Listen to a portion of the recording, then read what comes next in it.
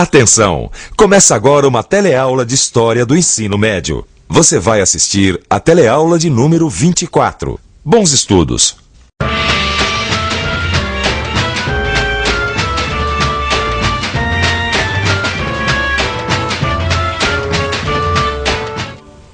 Olá!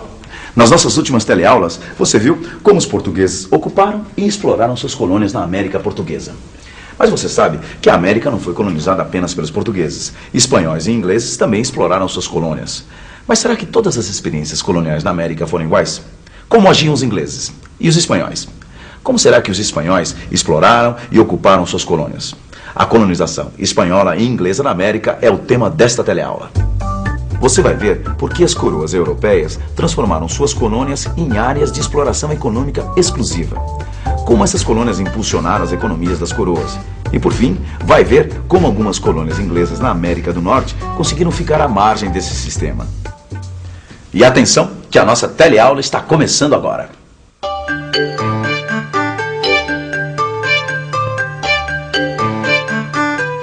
Quando Colombo chegou à América, em 1492, ele viu mais ou menos a mesma coisa que Pedro Álvares Cabral veria 8 anos depois aqui, em Porto Seguro.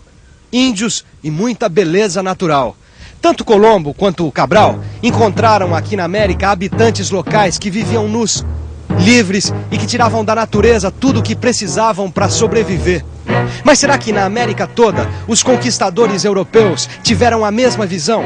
Índios nus e paisagens exuberantes?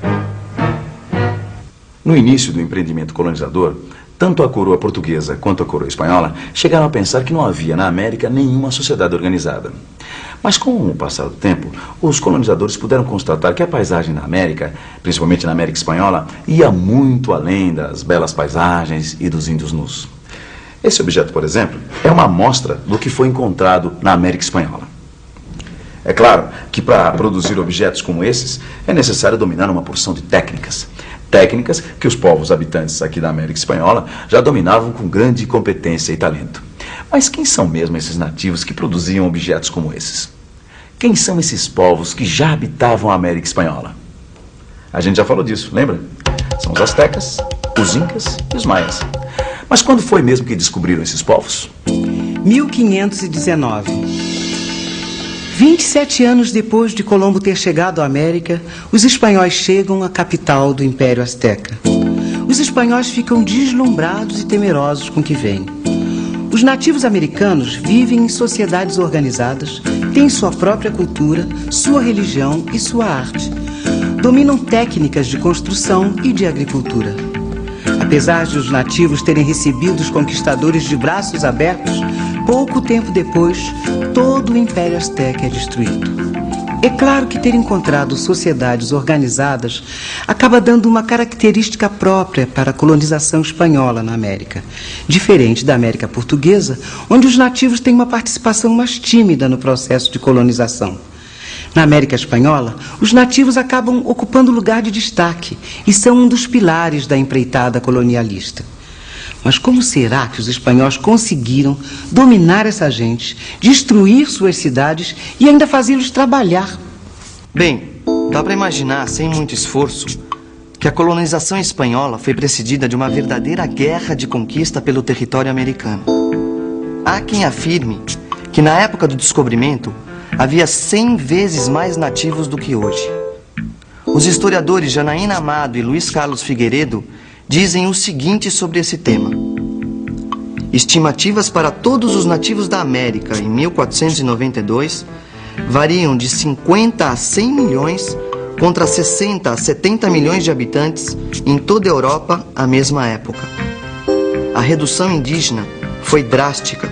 Foram dizimados pelos maus tratos, assassinatos, fome e, de modo especial, pelas doenças europeias e africanas, contra as quais não possuíam anticorpos. Como você pode perceber, os nativos lutaram contra a dominação dos espanhóis, mas foram vencidos. E depois de dominados, foram eles, esses nativos, que acabaram trabalhando, construindo a América Espanhola. Mas como será que os espanhóis conseguiram isso? Será que eles escravizaram os nativos depois de dominá-los? Ou será que os nativos trabalharam espontaneamente para os conquistadores? Desde o começo da colonização, os conquistadores espanhóis quiseram escravizar os nativos. Para eles, essa era a única maneira de explorar as novas terras. Mas os colonizadores encontraram forte resistência da Igreja Católica, que era contrária à escravização dos nativos.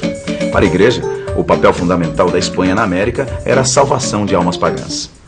No meio disso tudo, entre a cruz e a espada, estava a coroa espanhola, que não podia ir nem contra a Igreja e nem contra os colonizadores. Para contornar a situação, a coroa espanhola acabou criando em 1513 uma lei chamada Guerra Justa.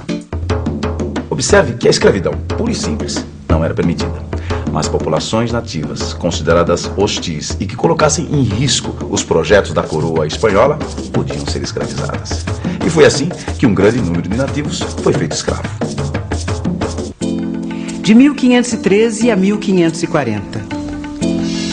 Quase 30 anos depois de ter sido decretada, a lei da Guerra Justa é revogada e a escravidão é declarada inteiramente ilegal na América Espanhola. O fim da escravidão é em grande parte mérito da Igreja Católica, que durante esse tempo todo não deixa de pressionar a coroa espanhola. O fim da escravidão coincide com uma grande descoberta dos espanhóis na sua colônia. A descoberta das grandes minas de prata no Peru e no México. É o início da empresa mineradora na América Espanhola.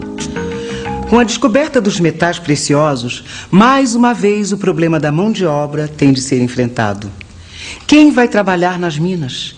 Quem vai extrair a prata? E o ouro? Quem vai garimpar? Pensou nos nativos? Então acertou. Mas como fazê-los trabalhar? A escravidão é ilegal. A guerra justa não existe mais. A solução desta vez veio com o nome de recolhimento forçado de nativos. E o que é isso? Recolhimento forçado de nativos? Trata-se de uma exploração de mão de obra que já era praticada nos impérios Inca e Azteca, antes mesmo dos espanhóis chegarem na América. Na verdade, assim como a Guerra Justa, o recolhimento forçado de nativos é uma tentativa de contornar a legislação contrária à escravização dos nativos.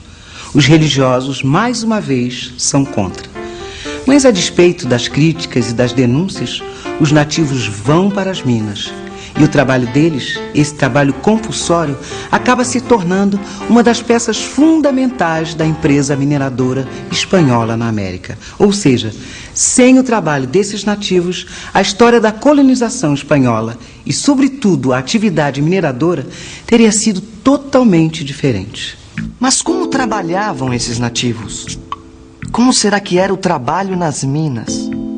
Os historiadores Manuel Lelo Belotto e Ana Maria Martinez Correia pesquisaram o assunto e nos dizem o seguinte: o trabalho é duro. O índio passa 8 horas na mina, mas as dimensões da galeria só permitem 4 horas de trabalho por trabalhador.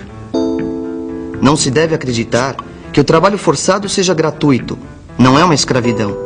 O mitaio, isto é, o requisitado, tem direito a um jornal em prata com o qual deve alimentar-se.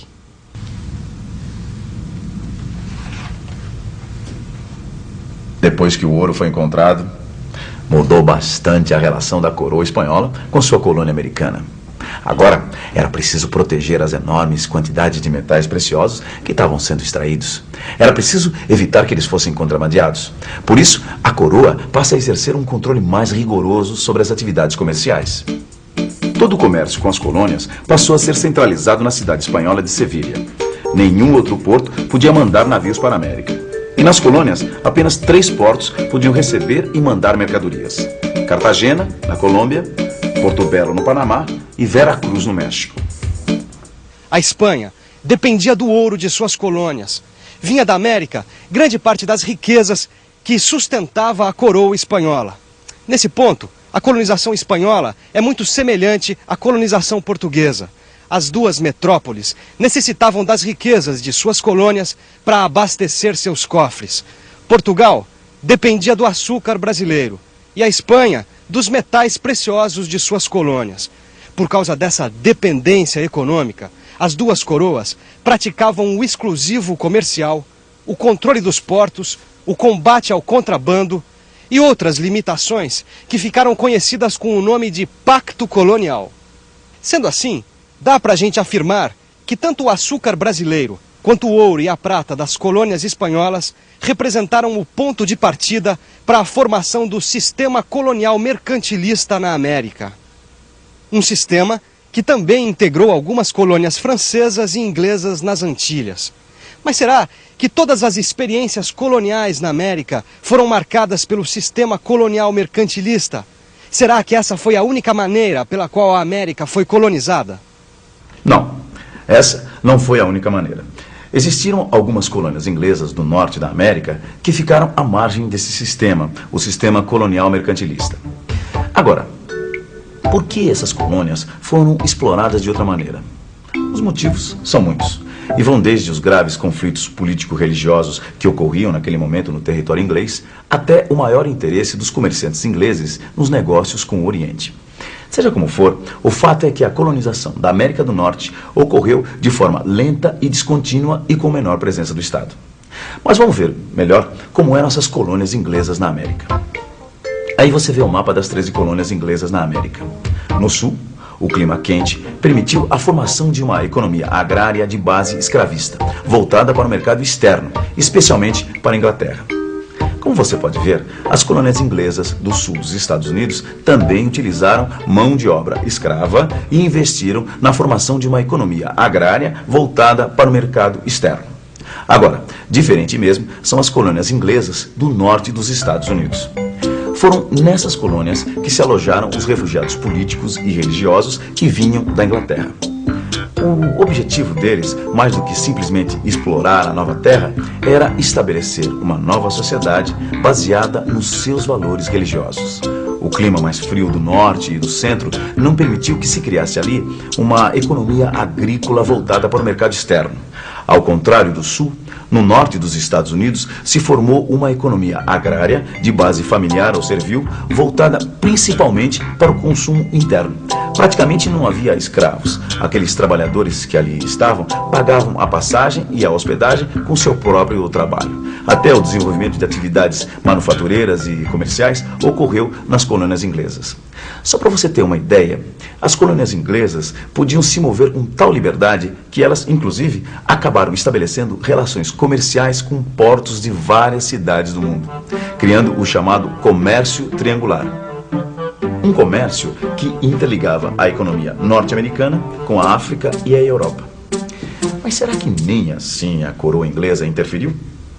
Bem, é claro que quando a Inglaterra se deu conta de que as suas colônias começavam a ter autonomia, bem que ela tentou interferir no processo. Mas já não era tão fácil. É que os colonos da América do Norte, aproveitando a brecha da coroa inglesa, acabaram criando vários órgãos para representá-los. Quando a Inglaterra se deu conta, esses órgãos já estavam bem fortes e acabaram conseguindo garantir algumas liberdades políticas e econômicas que eles já tinham conquistado. Como você já viu, a não interferência da coroa inglesa foi um dos fatores que mais caracterizaram a colonização do norte da América. Um fato que diferencia bem essa colonização das ocorridas na América portuguesa e espanhola, marcadas pela forte intervenção das coroas ibéricas. E já que estamos falando nessas diferenças, que tal dar uma revisada nisso tudo que aprendemos? E atenção, se liga aí que é hora da revisão. Na teleaula de hoje, você viu que, de um modo geral, as coroas europeias tiveram por objetivo transformar suas colônias em área de exploração econômica exclusiva. Sendo assim, as colônias americanas passaram a desempenhar um papel fundamental para o desenvolvimento das economias metropolitanas, formando o chamado sistema colonial mercantilista. E por fim você viu que algumas colônias inglesas na América do Norte estiveram à margem desse sistema. Bom, como você viu nesta nossa teleaula de hoje, as coroas europeias, principalmente a espanhola e a portuguesa, exerciam rigoroso controle sobre suas colônias. Mas será que as colônias viviam apenas em função do que suas metrópoles desejavam? É claro que não. Independente da vontade das metrópoles, as colônias se transformavam a cada dia. Mas esse é um assunto da nossa próxima teleaula. Até lá!